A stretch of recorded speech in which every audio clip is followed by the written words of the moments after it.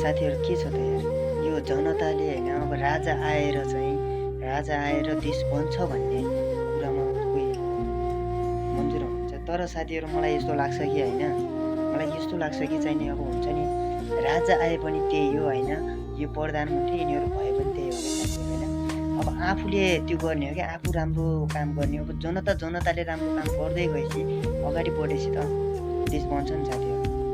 अरे यार जनता अब यार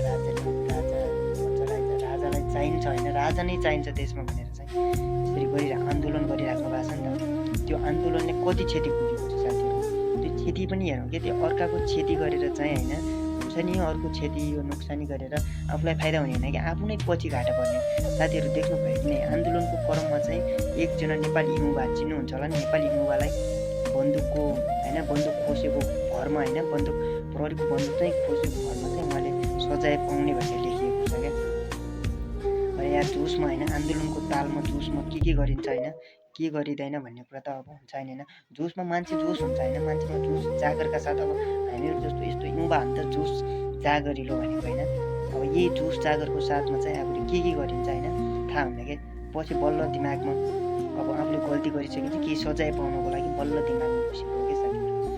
यदि होइन त्यो आन्दोलन गरेर नै के मानिन्छ भने होइन आन्दोलन गरेर राजा आउँछ र देश बन्छ भन्ने कुरा भरम हो साथीहरू होइन।